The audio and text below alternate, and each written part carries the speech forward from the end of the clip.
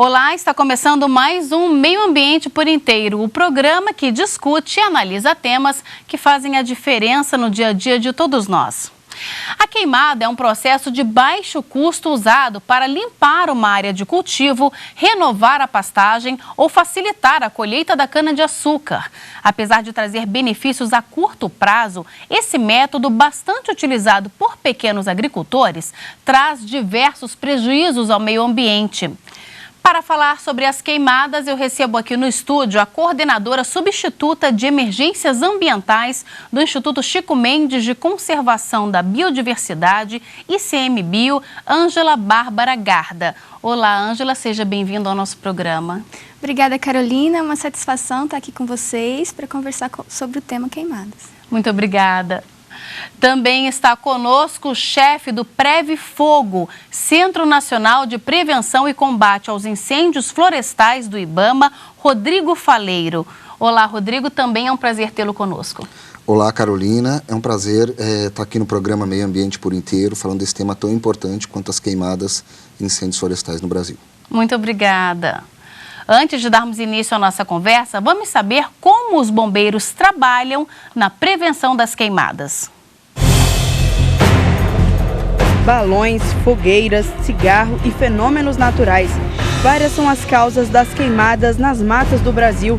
Seja em épocas de chuva, com relâmpagos, ou na seca com o aumento dos focos, o Corpo de Bombeiros precisa estar atento para controlar o fogo. De julho a setembro, a ocorrência de focos de incêndio aumenta devido à falta de chuva. Com o mato seco, o fogo se alastra com maior agilidade. Por isso, nessa época, o cuidado e a fiscalização dos órgãos responsáveis devem ser maiores. As unidades de conservação, os parques nacionais, são a nossa área de atuação principal nesse momento. Então, os militares têm a capacitação para isso e equipamentos para isso. Estão 24 horas com essa atribuição.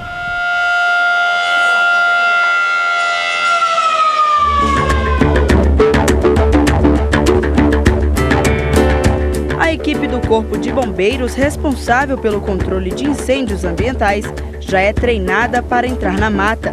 Além disso, cada carro possui os equipamentos necessários para o combate das queimadas. Nós temos guarnições que são montadas por militares, que têm os EPIs necessários para fazer o combate. E nessa guarnição nós temos materiais para fazer queimas controladas, temos também abafadores e mochilas que a gente conduz água para fazer o combate direto às chamas.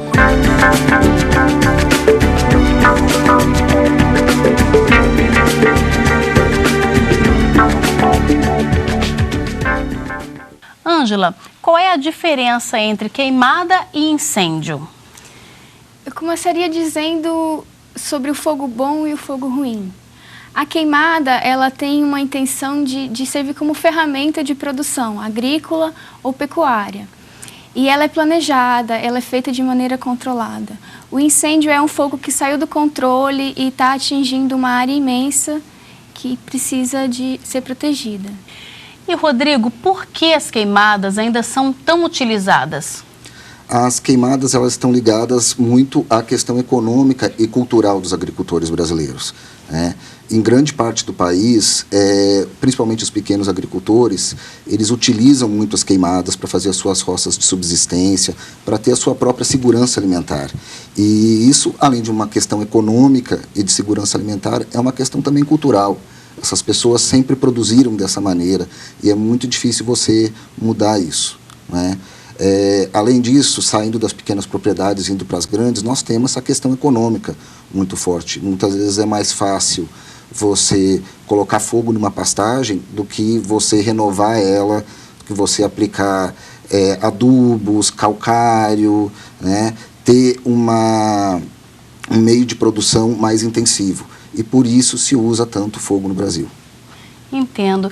Ângela, você disse que o incêndio, ele é algo que foge ao controle e a queimada não. Ela é feita, o agricultor faz a queimada sabendo do que pode acontecer e se protegendo para que ela não se torne um incêndio. Isso. Mas mesmo assim, esse método de realizar queimadas, ele é prejudicial ao meio ambiente? Existem alguns danos relacionados à frequência com que se queima. Se passa a se queimar todos os anos a mesma área, vai ter uma perda no solo, da qualidade do solo. As queimadas, como qualquer outro fogo, ela provoca emissões, né, de gases de efeito estufa, principalmente, então pode ter um impacto na atmosfera. E os animais que vivem naquela região, as plantas que estão naquela região, mesmo as que não são de cultivo, elas estão, de certa forma, sofrendo o impacto desse fogo que é frequente. Então, a queimada pode ter, sim, um impacto. O que é essa queima controlada? E ela precisa de autorização para ser feita? A queima controlada, ela é quando a gente utiliza o fogo com um objetivo determinado. Por exemplo, eliminar o capim velho para rebrote do capim novo. Não é? A limpeza de uma área que foi desmatada. A limpeza da cana-de-açúcar, da palha da cana-de-açúcar para colheita manual. Então, em primeiro lugar, a queimada controlada ela tem um objetivo específico ao ser aplicada. Depois, ela é aplicada numa área determinada. Numa área específica, diferente do incêndio que se propaga de maneira descontrolada. E ela precisa, sim, de autorização do órgão competente para que ela possa ser praticada. Ou seja, qualquer agricultor, antes de realizar essa queima, mesmo que seja para colheita, ele precisa de autorização prévia do IBAMA? Exatamente, ele precisa, mas não do IBAMA. Desde o novo Código Florestal e da Lei Complementar 140, houve a definição das atribuições dos 3 entes federativos, municipal, estadual e federal, e hoje a autorização de queima controlada, ela é uma atribuição do órgão estadual. Tá? Então, os agricultores precisam procurar os órgãos de meio ambiente estaduais e lá, com toda a documentação necessária, pedir essa autorização. Como é que o ICMBio trabalha na prevenção de queimadas? Hoje a gente faz um programa de aceiros nas unidades de conservação. O aceiro, ele pode ser usado como uma técnica de queima controlada, então o aceiro negro põe fogo numa faixa de vegetação para evitar que o fogo atravesse o limite da unidade de conservação, quando é um fogo que vem de fora, né? Atravesse o limite da unidade de conservação porque já tem aquela faixa queimada. Então, é uma queima controlada benéfica, né? Tem também, a gente tenta trabalhar com as comunidades, porque o fogo, mais de 90% das vezes, é provocado pelo ser humano. Então, uma das outras atividades de prevenção é a educação ambiental, é a conversa com a comunidade, a construção de acordos para esse uso mais adequado do fogo. Rodrigo, a Ângela falou sobre os prejuízos que as queimadas podem causar ao meio ambiente, mas o homem também pode ser atingido por essas queimadas, não é? Com relação à saúde. Sem dúvida. As queimadas e incêndios florestais, eles lançam uma grande quantidade de material particulado no ar. E esse material particulado, ele pode provocar bronquite, asma, diversas doenças respiratórias. A gente observa muito esse fenômeno no litoral do Nordeste, durante a época da queima da cana. Em toda a região amazônica e centro-oeste também, muitas vezes a quantidade de material particulado chega a tal ponto que chega a fechar aeroportos. Os aviões não podem pousar por causa da baixa visibilidade. E isso tem um impacto muito grande sobre a saúde humana. Nós temos também impactos econômicos para os próprios produtores rurais, áreas grandes de reflorestamento que são atingidas, pastagens formadas, cercas, benfeitorias que são destruídas pelos incêndios florestais, sem contar até muitas vezes a morte de animais. Então, os prejuízos eles são grandes, econômicos, de saúde pública e sociais. Isso pensando no impacto local das queimadas e incêndios, mas nós temos um impacto global, que é o aumento da concentração de gás carbônico na atmosfera e, com isso, o conhecido efeito estufa, e as mudanças climáticas globais que tanto preocupam aí a gente. Nós vamos continuar conversando sobre as queimadas, mas agora vamos para um breve intervalo e daqui a pouco estamos de volta com mais Meio Ambiente por Inteiro. Não saia daí.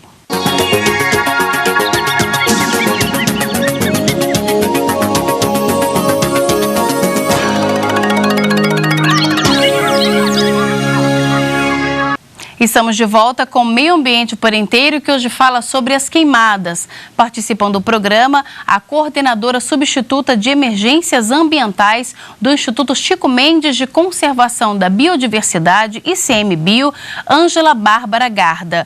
E o chefe do Preve Fogo, Centro Nacional de Prevenção de Combate aos Incêndios Florestais do IBAMA, Rodrigo Faleiro. Ângela, quando ocorre um incêndio florestal, qual é a atuação do ICMBio nesses casos? O ICMBio, como o nome já diz, trabalha com a conservação da biodiversidade, principalmente na gestão de áreas protegidas federais. Então, dentro desses territórios, a gente faz a gestão dos incêndios florestais. Contratamos brigadistas, hoje no Brasil temos cerca de 1.700 brigadistas contratados. Das 312 áreas federais, aproximadamente 1/3 tem brigadas contratadas. Então, essas pessoas são treinadas para combater os incêndios, para trabalhar a prevenção através dos aceros, como eu já falei, e para lidar com a comunidade. Tem equipamentos, tem aeronaves, veículos, todos adaptados ao combate a incêndio. E pelo que eu entendi, não é, Rodrigo, esse trabalho de prevenção e de combate aos incêndios, ele é conjunto. O IBAMA também realiza esse trabalho, não é? Sim, o IBAMA também tem seu programa de brigadas, chamado Programa Brigadas Federais. A gente atua em apoio ao ICMBio, dentro das unidades de conservação, também dentro de terras indígenas e assentamentos, né? Isso tudo seguindo as orientações da Lei Complementar 140, que definiu as atribuições dos entes federativos. Então, o Preve Fogo e o IBAMA, eles trabalham muito focados nas suas atribuições federais, né? E para executar essas ações, ele contrata 1.600 brigadistas todos os anos, é um contrato temporário de 6 meses, porque o problema do fogo é um problema cíclico, não é? Ele tem uma época do ano definida para ocorrer, então esses brigadistas são contratados temporariamente e realizam todas as atividades do que a gente chama o manejo integrado do fogo.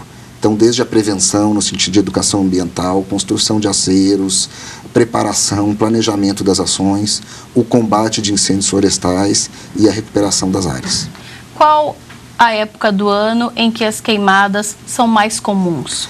Elas são mais comuns no Brasil no período de junho até outubro, aproximadamente, né? Onde que toda essa área do centro do Brasil, a área dos Cerrados e a borda sul da Amazônia, estão enfrentando o período de estiagem. Então, aumenta muito o número e a intensidade dos incêndios florestais nessa área. Mas o Brasil é um país particular porque ele pega fogo o ano inteiro, né? Então, quando começa a chover nessa região, a gente tem áreas como o sul da Bahia, o sul do Rio Grande do Sul e Roraima, que estão no seu período crítico justamente na virada do ano e início do ano seguinte. É verdade que o Brasil é líder em focos de incêndio dentre os países da América Latina? Sim, isso é verdade, e isso se deve a algumas particularidades do Brasil. Primeiro, é o próprio tamanho territorial do país, né? Como um país que tem maior território, ele tende a ter um maior número de focos de calor. Uhum. Aí a gente tem bastante focos de calor nas áreas já desmatadas da Amazônia, ou que passam por um processo de desmatamento, embora tenha diminuído bastante o desmatamento, mas aonde entra o desmatamento, depois vem o fogo para limpar a área. Nós temos imensas áreas de Mata Atlântica também, dominadas por gramíneas, né, na forma de pastagens, e também é um local onde ocorrem muitos incêndios e gera muitos focos de calor. Mas o principal que faz o Brasil disparar é o nosso cerrado, né? Essa imensa savana é a maior savana do mundo que a gente tem na região central do Brasil, e o cerrado ele se caracteriza por ter uma vegetação altamente inflamável. São gramíneas que produzem muita biomassa, que é o combustível para o incêndio florestal, é a biomassa produzida pelas plantas. Aí isso associado a um período de estiagem relativamente longo, 6, 7 meses, a gente tem aí um grande número de incêndios florestais no cerrado. E isso joga o número de focos de calor do Brasil lá em cima, né? Uma característica interessante do cerrado é que ele é um ambiente, de certa forma, adaptado à ocorrência esporádica de incêndios florestais. Alguns estudos indicam que a adaptação dessas plantas ela já tem mais de 1 milhão de anos que ela começou. Então, quer dizer, muito antes de chegarem os primeiros humanos na América, já ocorriam incêndios nessa savana, nessa região, e as plantas já vêm se adaptando desde essa época. Então, o fogo no cerrado, ele não é uma coisa 100%, vamos dizer, antrópica devido ao homem. Também existe a ocorrência de incêndios naturais, né?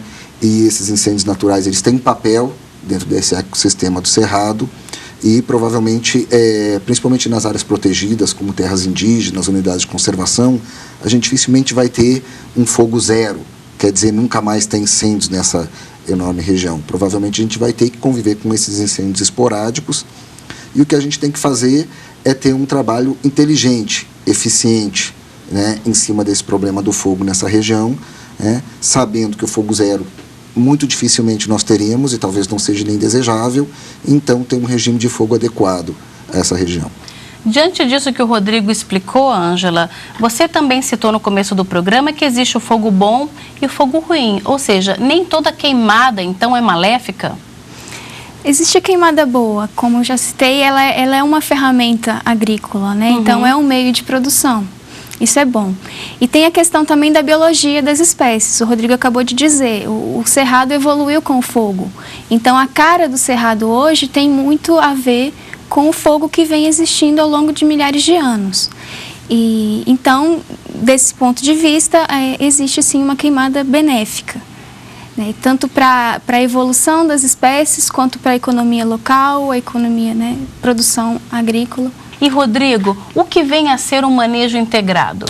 O manejo integrado, ele é uma visão mais global, mais holística sobre o problema dos incêndios florestais, que vai muito além simplesmente do combate. Então, ele tem uma série de atividades, né, que vêm junto com o combate e que pretendem controlar o problema do fogo. Muitas vezes, como eu disse, o fogo zero talvez não seja o nosso objetivo, mas ter um controle sobre o que está acontecendo em termos de fogo numa região. Então, nós temos dentro do manejo integrado as atividades de prevenção, relacionados à educação ambiental, explicando os danos das queimadas e dos incêndios.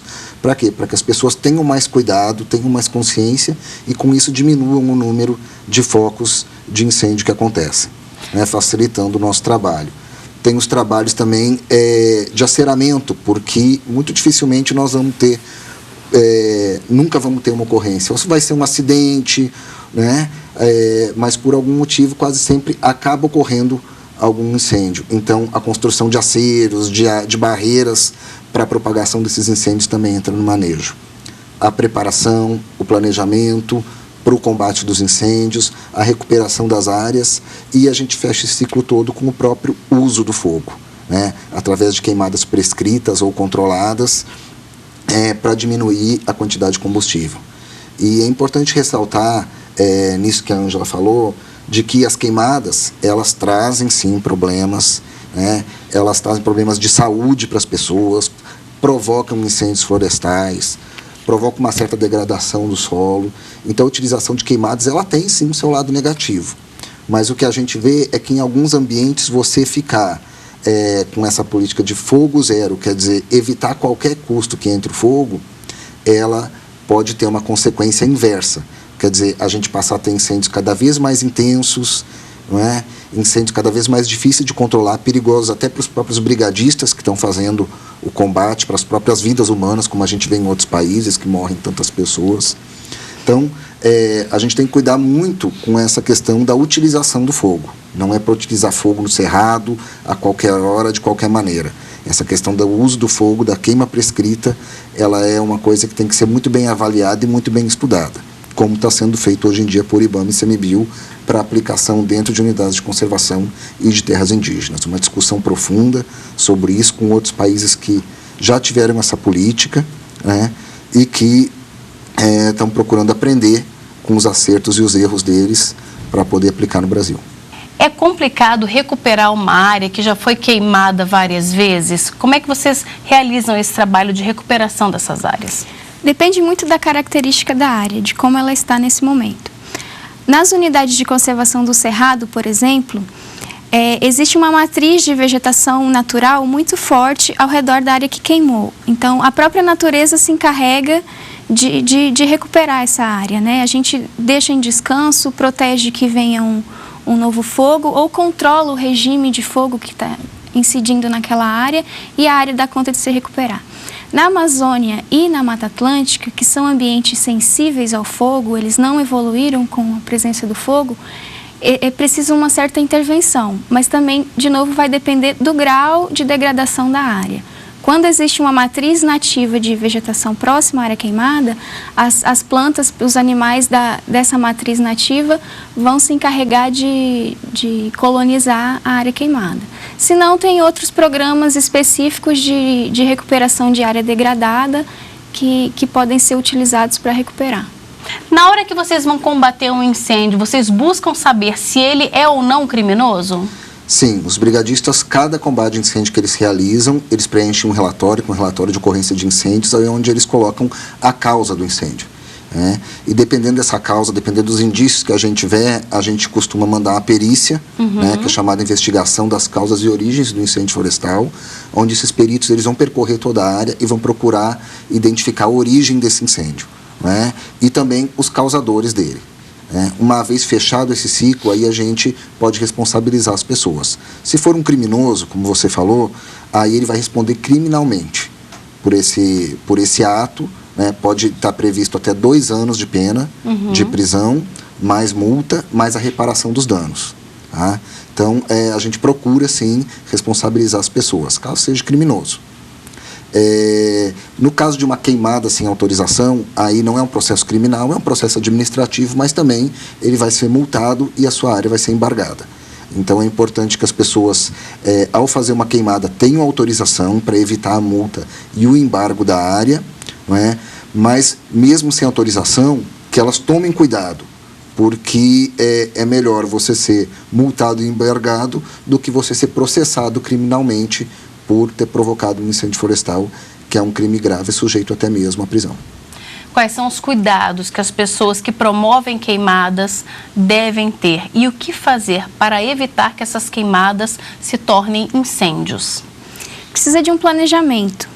Qual é a área que vai ser queimada exatamente? Delimitar essa área com aceiros, evitar os períodos críticos, O Rodrigo falou que o pico de incêndios no Brasil vai de junho até outubro. Por quê? Porque as condições ambientais favorecem a ocorrência de fogo.